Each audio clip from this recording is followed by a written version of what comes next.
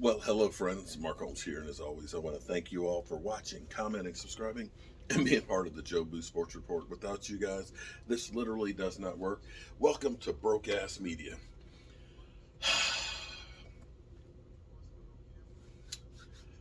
Wow. That's all I can say is wow.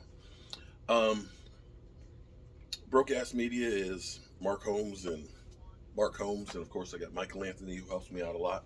But that's basically it.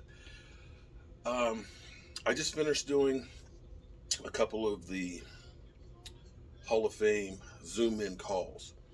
Right now, we got Donnie Shaw. I've already asked my question and stuff, and it's great. You know, it relates to playing with the Cowboys against the Cowboys and stuff like that.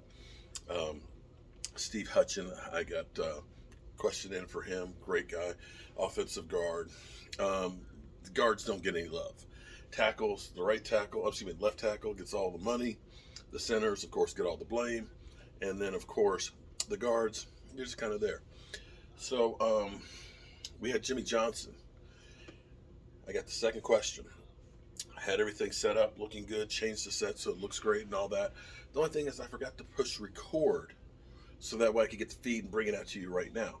So I'm going to have to wait until the Pro Football Hall of Fame releases the Zoom call footage to bring it to you. But in this, before I get to it, actually, let me do this because this is a great day. I know what this is. This is from my man Dave. He told me he was going to send it, and this is the perfect time to open this up too. This knife is a little on the dull side, I think. I want to cut tape. Let's hope I don't cut my throat off here. Most dangerous knife in the world is one that's dull. Um, Jimmy Johnson was great. Um, he actually stayed on a little bit extra too, which is kind of the pace, the thing here. Mark, thanks. Enjoy your new Cowboys autograph football. Appreciate your help. Yeah, I love it. I love it. Okay, so check this out. And this is the perfect. Oh, I can't wait to see it. I can't wait to see that. So that part you don't get to see. All right, here we go. This football, and I've got to go through and see all of them. From Jerry Jones, Troy Aikman, Emmett Smith. I mean, it's literal. Look at that. He's like, I've got to try and get the list from him on this. This is Cowboys royalty here. Dave, thank you so much for everything. And I can't wait to read this too, because this is, yeah, okay. So now I got two books I got to read. Anyway, this conversation with Jimmy Johnson revealed quite a few things. He talked about, he says everybody credits the Dallas Cowboys with the Herschel Walker trade, but he said it really was a man on man thing. He said some of the players were older players and things like that. It helped, but it wasn't the whole impetus of what made the Dallas Cowboys. He said we did 53 different trades. He said for me going through that first year that he literally cried at the end of the year because it was so bad. But the one bright spot was that one victory. He said for them to turn it around as quick as they did and to become Super Bowl champions was just unbelievable. And was asked about the Ring of Honor. You're going to the Hall of Fame. How do you feel about the Ring of Honor? And he basically said him and Jerry Jones had um, talked about the Ring of Honor. And it's one of those things that whenever Jerry gets in the mood is when he'll get him to go into it and stuff.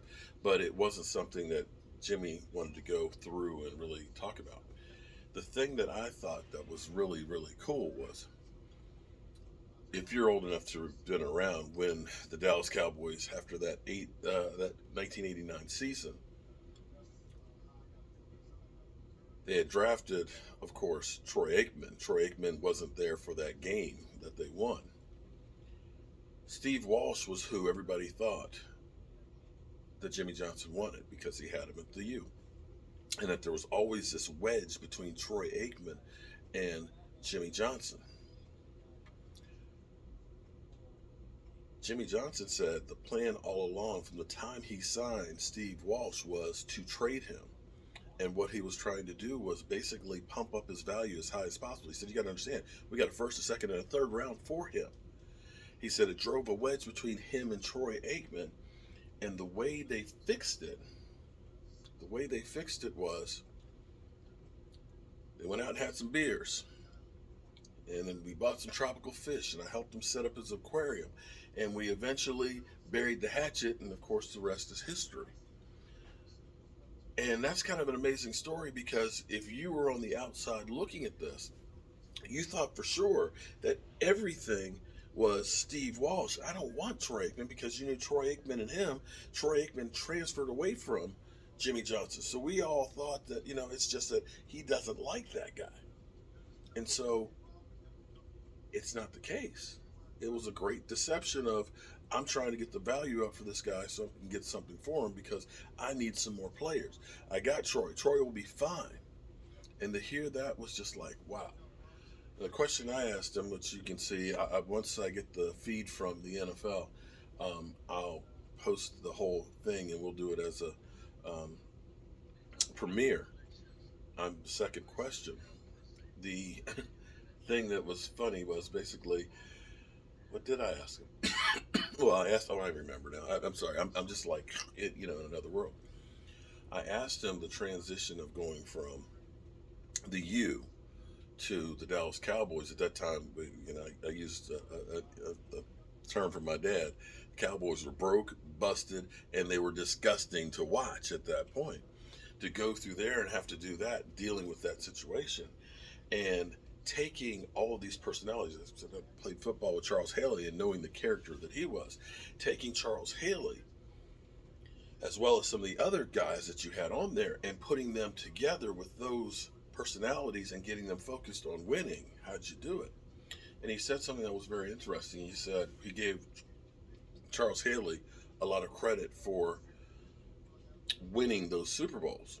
He said Charles came up to his office and said, look, I will do anything that you want me to do. Just don't ever embarrass me. And he said from that moment on, they became the best of friends.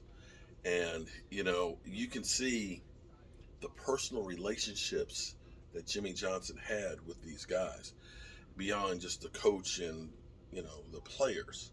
That these guys were truly family to him and he treated them like sons. There's so many great things about this interview that you're going to hear and there, and I hope you guys will watch it. In fact, I hope you guys watch a lot of these because it's amazing hearing the stories of these guys that made them part of the 335, 340 players in the Pro Football Hall of Fame.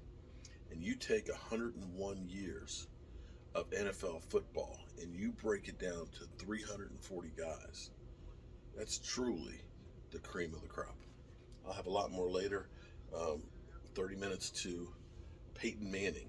Hopefully I get a question in with Peyton Manning. I'm Mark Holmes, and well, I appreciate you.